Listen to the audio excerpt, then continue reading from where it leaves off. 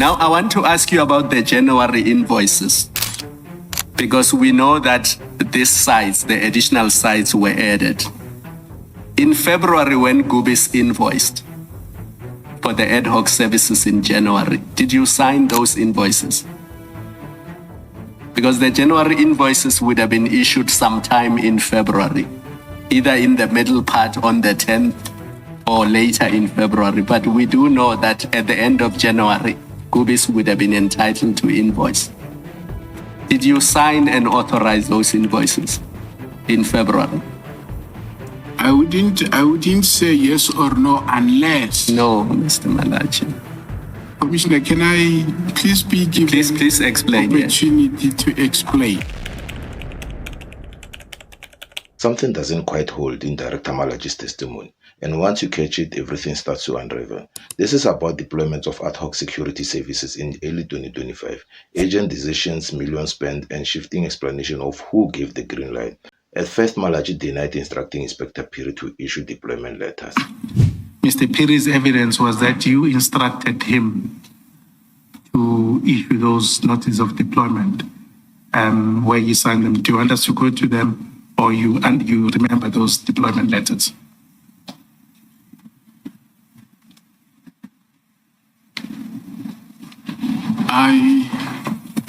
Commissioner, I do not remember instructing Mr. Phiri to deploy any ad hoc service.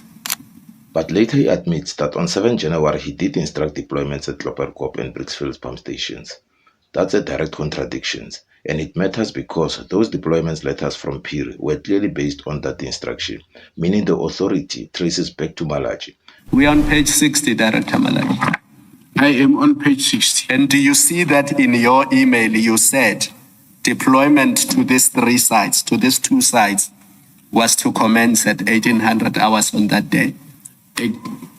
Yes, it is my... So you did authorize those deployments, and when Mr. Phiri issued letters in respect of these 2 sites, it was because you had authorized these deployments. No, they, Commissioner, they, I admit I issued instruction, and if you look at the subject on my email, right, it talks to GL account for security services, Klopperkop, Brickfields pump stations, as listed here below, right? Now here's the issue. Deployments happened before a purchase order was in place. That goes against standard procedure. No confirmed budget, no full assessment, just agents. The last bullet point there says, upon funds being available, the second last, a purchase order will be created and sent to the cost owner for release. Once the purchase order has been released, the OCM and the asset protection unit will then go ahead and provide the services and monitor such services. In relation to these 2 sites that you authorized on the 7th of January, 2025, am I correct that you authorized the deployment before there was a purchase order created?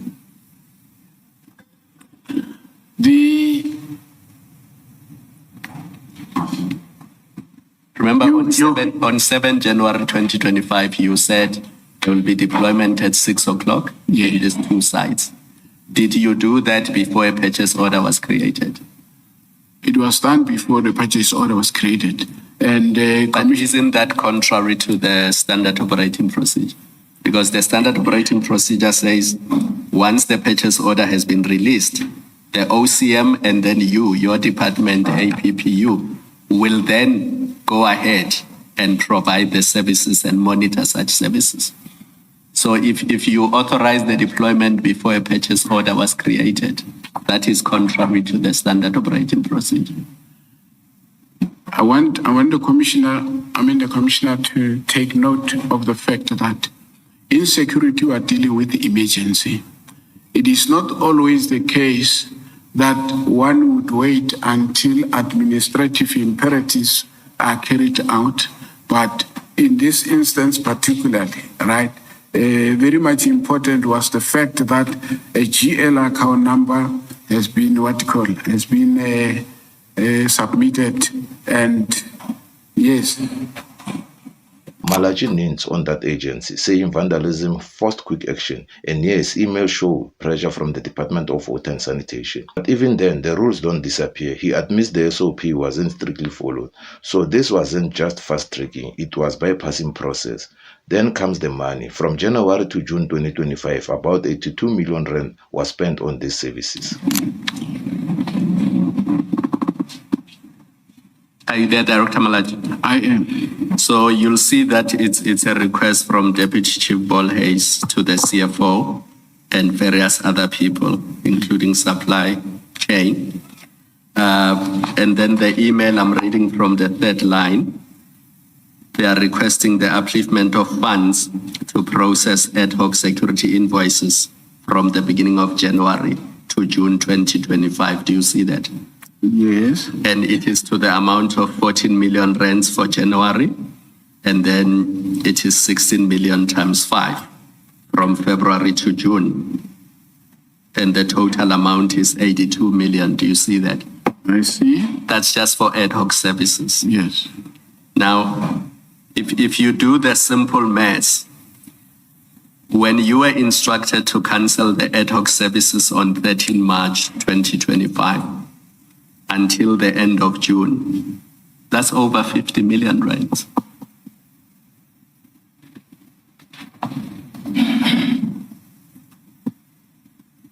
I hear you, What do you Commissioner. have to say about that?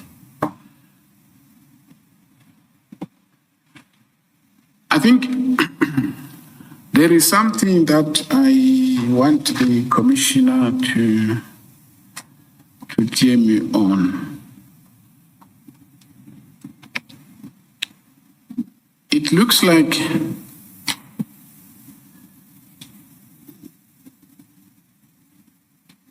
everybody else, including the Chief of Police, Mr. Bolhayes, right? They are sort of taking themselves out of, they did not have any responsibility. So their responsibility was to give an instruction. And I'm taking exception for that because they even had more power than Director Malaji, right? And what is not making sense with me, right? Okay, theirs was to cancel, yet whatever I'm being appointed to do in the seat of Tshwane, right? I'm doing them in their, on their behalf. They are overall responsible for my own actions. But when it comes to this, right, it is becoming a worrying factor that everyone else wants to wash his hands off, and they leave Director Malaji into the 82 million. Yet, this whole thing, right, had the history long before January, February, right? And if one looks at the history, right, Director Malaji was from the beginning, like any one of them, was not aware.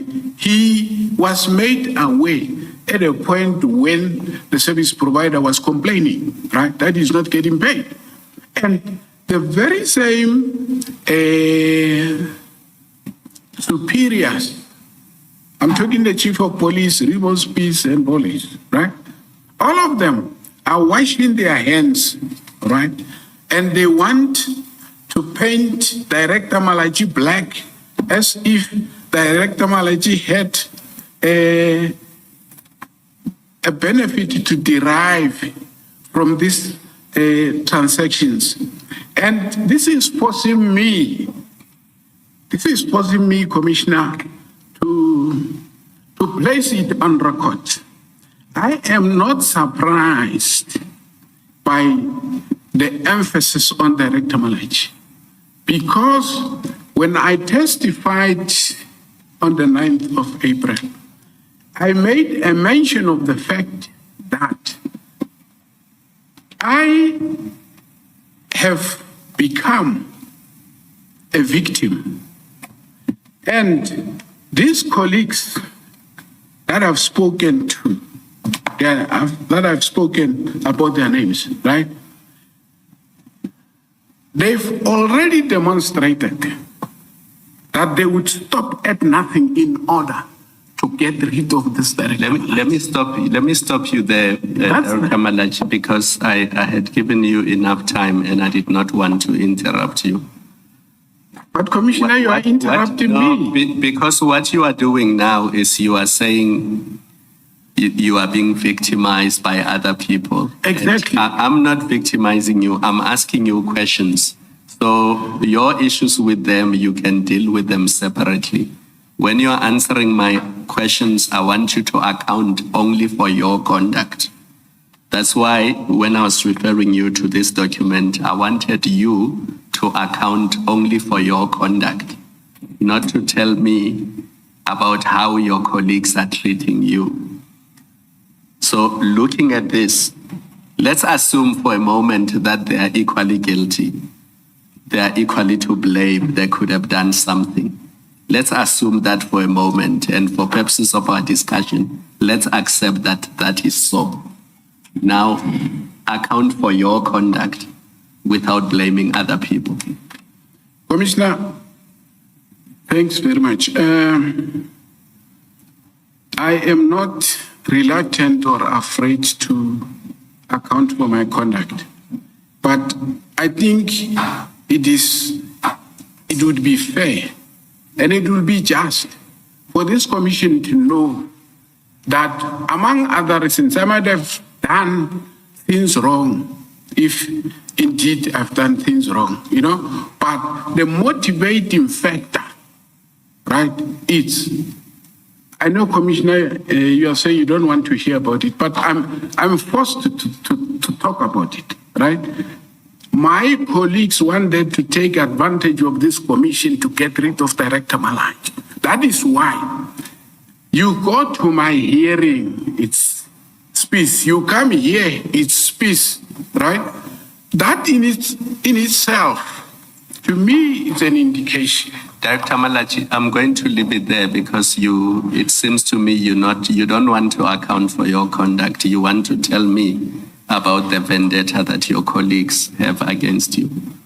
So if that's what you want to do and you're not prepared to answer my question, I'm going to leave it there. No, I'm prepared to answer your question. No, then account for your conduct. Don't tell me about the vendetta against you and the fact that they want to get rid of you.